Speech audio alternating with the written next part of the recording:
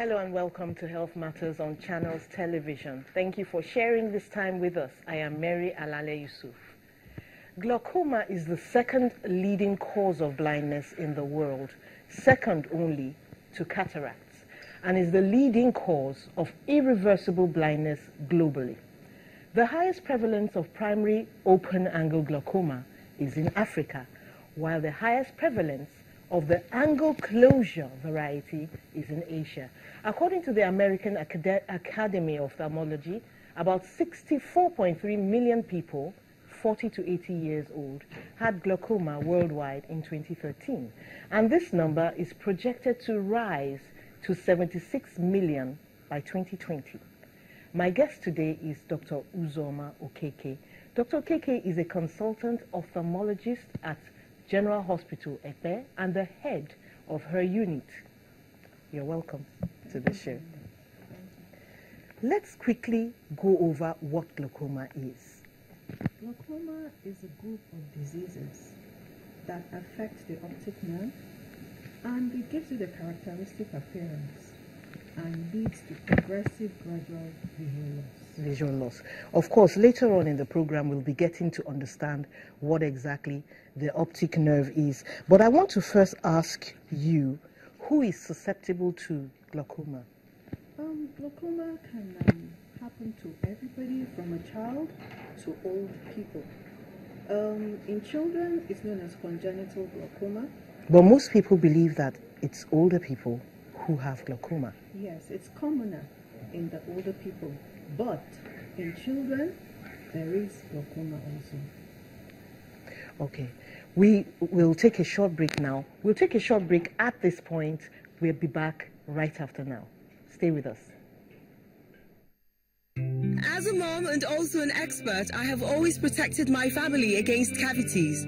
But I also worry about stains, and bad breath too. That's why I've helped develop new Pepsi Triple Protection 1, 2, 3. 1. It helps protect against cavities. 2. Stains. And 3. Bad breath.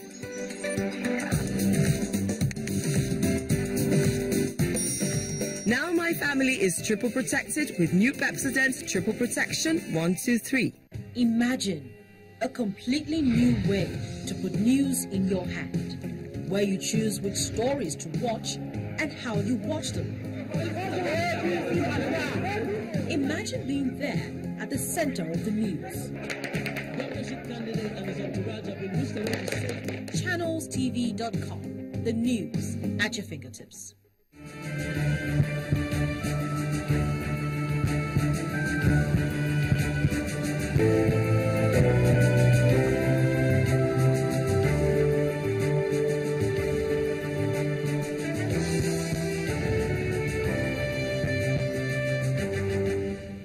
Welcome back. We're about to learn who gets glaucoma. We're talking about how people always feel older people get glaucoma. Glaucoma, especially the primary open-angle glaucoma, is commonest in people above age 40. But you have also glaucoma in children, which is known as congenital glaucoma. You have glaucoma in the young ones, and that's also known as juvenile glaucoma. And then glaucoma can happen in people who have trauma to the eye, and people that have ocular tumors, and people that have hypertension and diabetes. Ocular tumors, that's things growing inside the eye? Yes, tumors in the eye can also give rise to glaucoma. Apart from having an ocular tumor, what could cause it? There is no known cause for glaucoma, but for someone to have glaucoma, there needs to be what we call risk factors, okay? And the commonest risk factor which we can modify is the intraocular pressure. We commonly call it IOP. In people who have raised IOP, they normally come down with glaucoma. The other thing that can also give rise to glaucoma is if there is vascular insufficiency. That means the blood supply to the eye, if it's compromised, it also gives rise to glaucoma. And then also the presence of free radicals like glutamate, nitrous oxide, those things can also cause glaucoma. In the eye, free radicals. Yes. Very interesting. Now, since we are on open angle glaucoma, which incidentally is more common in our parts, what does it look like? Do we have early symptoms, something that people can see and suspect that somebody has glaucoma? Well, primary open-angle glaucoma is known as the silent thief of sight. So really there are no symptoms. Unless towards the end stage of the disease, people begin to notice that they bump into things and they notice that they can't see their sights. But apart from that, it's asymptomatic. No pain? No pain.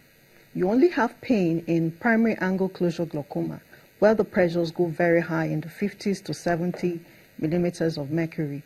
But in primary open angle glaucoma, which occurs commonly in our clime, there is no symptom. Okay, no pain in open angle glaucoma. Yes. Lots of pain in angle closure glaucoma. Yes. It looks as if the problem is an angle or a closure. Can you tell us why the difference? Well, you see, in the eye, there is a structure we call the angle of the anterior chamber.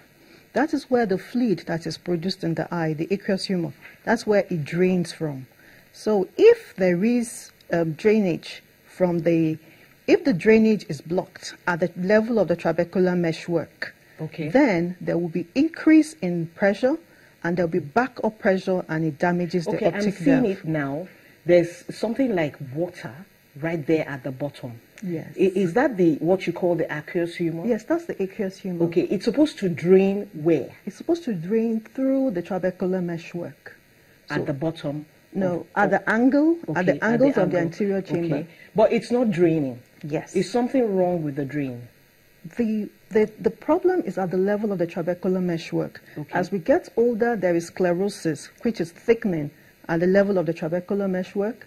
So at that stage, there is buildup of aqueous humor because the rate of production is supposed to balance with the rate of drainage. Okay. So if there is backup pressure, it then goes on to damage the cells of the optic nerve, which is the retinal ganglion cells. So anything. Why doesn't it just pour out?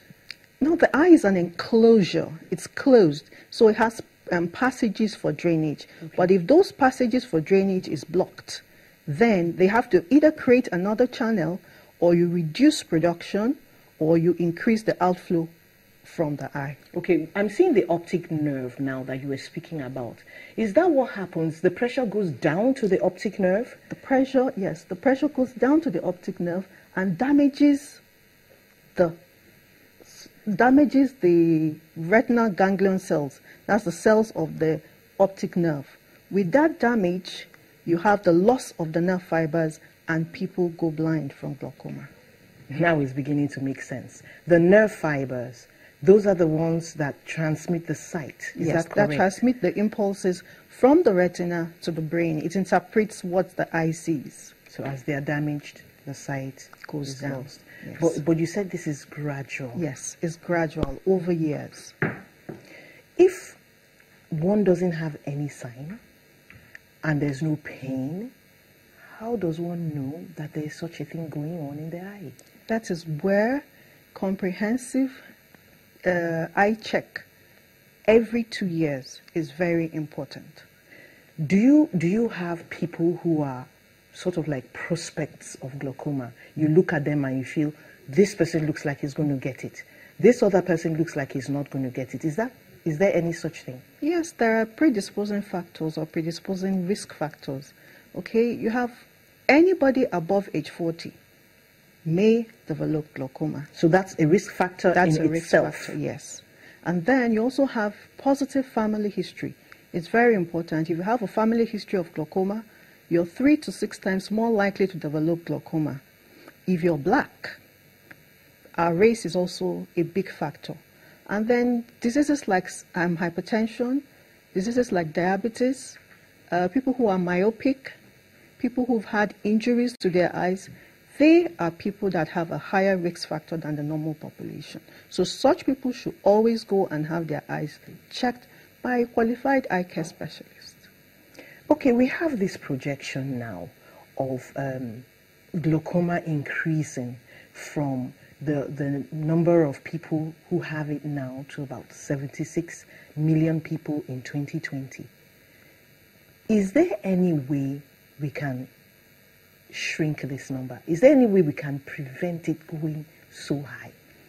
Well, the aim in managing glaucoma is to prevent visual loss.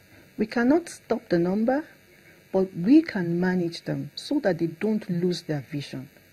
So the goal of management is to prevent visual loss. Okay.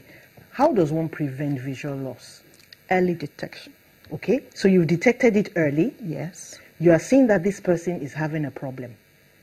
What do you do? Is it something structural? Do you have to change something structurally, or you give medicines? What happens is that, like, the management of glaucoma is individualized. It's not a one shirt that fits all. It depends on the age of the patient. For younger patients, we advocate surgery because people are not going to be compliant with their drugs for a long time. That's we a new found one. out. Let's come back to that in a minute. Okay. We'll take a short break. We're going to take another short break, and we'll be back very soon. That's when you get to call in and ask us questions. Stay with us.